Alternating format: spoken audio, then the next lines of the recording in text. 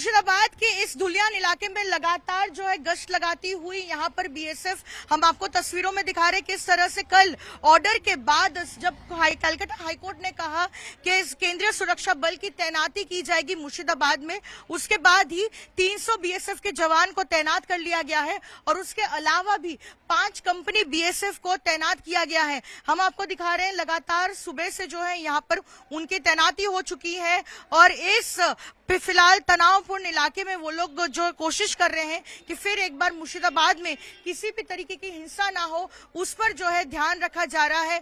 और इस पूरे इलाके में जहां पर हिंसा हुई थी वहां पर बीएसएफ की तरफ से कोशिश की जा रही है कि अब जो है यहां पर परिस्थिति को सामान्य बनाया जा सके।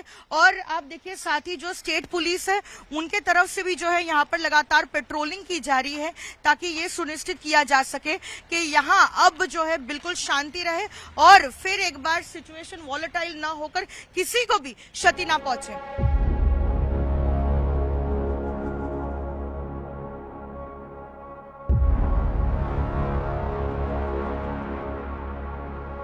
मुर्शिदाबाद हिंसा से जुड़ी हर खबर हम आप तक लेकर आए हैं। हमने दिखाया किस तरह से सबसे पहले हिंदू परिवारों को निशाना बनाया गया, उनके घरों पर हमले किए गए, उनकी दुकानों को तोड़ा फोड़ा गया। उसके बाद हमने दिखाया कि किस तरह से हिंदू परिवार मुर्शिदाबाद के धुलियान से पलायन करने को मजबूर है। मालदा से वो भी तस्वीर हम आपको लेकर आए जहां पर धुलियान में रहने वाले तमाम जो यहाँ पर हिंदू परिवार है जिन पर हमले हुए थे वो अपना घर बार छोड़कर जो है एक राहत शिविर में जाने के लिए मजबूर हुए थे मालदा में। और ये धुलियान का ही एक ऐसा गांव है जहां पर हिंदू परिवार बड़ी संख्या में रहते थे, लेकिन अब हम आपको दिखाते हैं इस गांव में अब कोई भी नहीं है या फिर कह सकते हैं कि न के बराबर लोग रहते हैं। आप देखिए यहाँ पर आज भी निशान है किस तरह से आगजनी की गई थी, चीजों को तोड़ा फोड़ा गया, इस घर पर जो है हमला किया गया। देखिए ये प्लास्टिक जो है पूरा जलकर खाक हो चुका है और स्थानीय लोगों का कहना है कि बम फेंके गए थे और इन घरों में जो है पूरी तरह से आग लग गई। तो समझ लीजिए जिस दरवाजे को तोड़कर अंदर नहीं जा पाए थे उसी जगह पर एक बम चार्ज कर दिया और उस बम चार्ज करने के बाद ये घर जो है जल गया। इस घर में जो रहने वाले थे वो फिलहाल यहाँ नहीं है। उसके बाद एक और हम घर दिखाते हैं। देखिए ये घर पर भी हमला हुआ और फिलहाल यहाँ पर भी रहने वाले जो हैं वो ताला लगाकर जा चुके हैं। और इससे आगे धीरे धीरे जैसे ही हम बढ़ते हैं हमको दिखाई देगा कि किस तरह से यहाँ पर घंटों तक तांडव चला और किस तरह से जो है लोग अपना घर बार हर कुछ जो है छोड़कर चला गया। ये एक और कमरा है किसी का और यहाँ पर देखिए हम दिखा रहे हैं किस तरह से ताला लगा हुआ है। आप देखिए ताला है, यहाँ पर कोई भी नहीं है, पूरा सामान बिखरा पड़ा हुआ है यहाँ पर।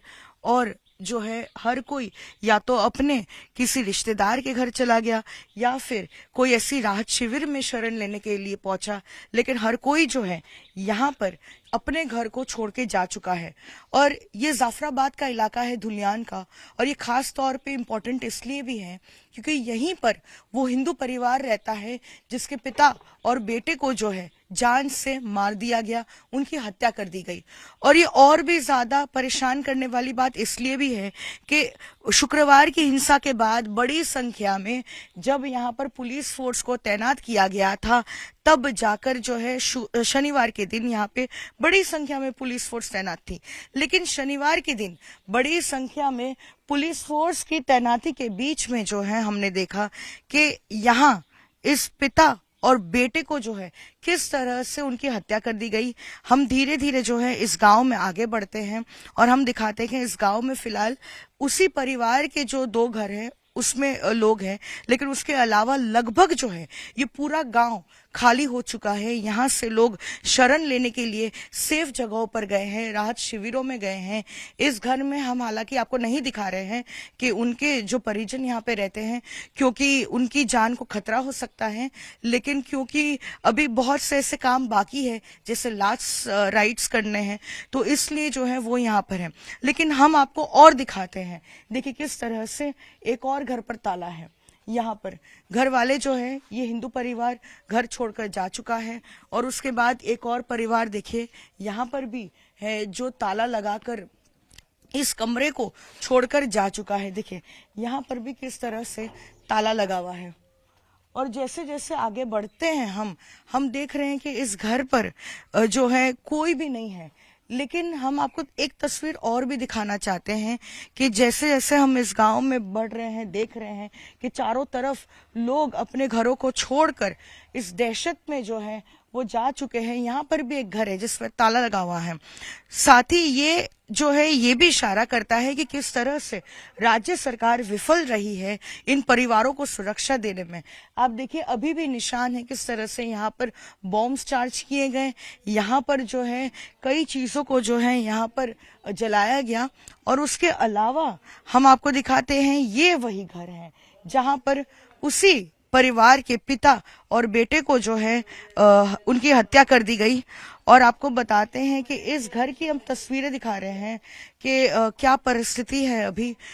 आप देखिए यहाँ पर पथराव के निशान हैं और पथराव इस तरह से किया गया क्योंकि यहाँ पर ऐसा लग रहा है कि लूट के जो है इंटेंशन से यहाँ पहुंचे थे और इस घर पर लगातार जो है अटैक हो रहा था और इस दरवाजे को तोड़ने की कोशिश हो रही थी। और वो जो पिता है वो इस दरवाजे के पीछे ही खड़े थे और वो कोशिश कर रहे थे कि वो अंदर दाखिल ना हो और जो है वो दरवाजा ना तोड़ सके।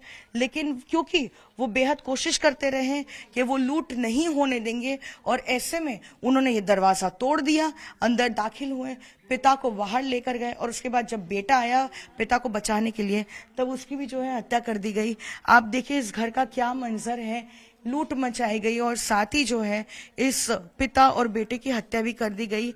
उनकी पत्नी है, एक बार उनसे बात करने की कोशिश करेंगे। हालांकि बेहद ये जो है दुख का समय है, वो शायद बात करने की परिस्थिति में भी ना हो, लेकिन उनसे बात करेंगे। दीदी की হয়েছিল শনিবার দিন? কি হবে ও তো ওরাই সব এলো সব দুবার তিনবার চলে গেল পুলিশ এলো তো এরকম এই ঘটনা ঘটতো না পুলিশ তো এলো না দুবারের বেলায় তখন চলে যাইয়া তিনবারের বেলায় কেটে গেল তো আমরা কাকে লিয়ে থাকবো কি করে বেঁচবো পুলিশ এলো তো এই ঘটনা হতো না তোমরা যেইলা করতে এসেছো তো আমাদের কি কেউ হয়েছে পাশে দাঁড়াইলো পুলিশও তো এলো না 3 ঘন্টা ধরে তো কেমন করে হবে ওরা কি লুট করার জন্য ভেতরে ঢোকার চেষ্টা করছিল আর উনি আটকানোর চেষ্টা করছিলেন তখন কি না ওরাও তো ইট পাথর ঝাড়ছে সাবল দিয়ে দুয়ার ভেঙছে ওইলাই করছে তখন আপনারা কোথায় ছিলেন? এই তো এখানে বাড়িতে এখানে? হ্যাঁ সমস্ত কিছু আপনার সামনে হলো? হ্যাঁ টেনে লিয়া গেল দেওয়া তো কোপাইলে 2 বাপ বেটাকে। কতজন ছিল? মেলাই জন ছিল, একটা আড্ডা নয়। সব মুখে ঢেকে ঢেকে আছে, মুখে চেনা যায় না কাউকে। আপনার গ্রাম তো পুরো ফাঁকা হয়ে গিয়েছে, হ্যাঁ সবাই চলে গেছে বাড়ি ছেড়ে। তো আমরা কি করবো, আমরাও চলে যাব, উঠে যাব। তোমরা যে এসেছো তো পাশে দাঁড়াবে না, কিছু ব্যবস্থা করবে না। देखिए बेहद जो है दुख भरा ये समय है। वो बता रही हैं किस तरह से ये सारा सब कुछ जो है उनके सामने हुआ, उनके सामने ही जो है उनके पति को, उनके बेटे को जो है घर से टान कर लेकर चले गए और उसके बाद ही इस घर के बाहर उनकी हत्या कर दी गई।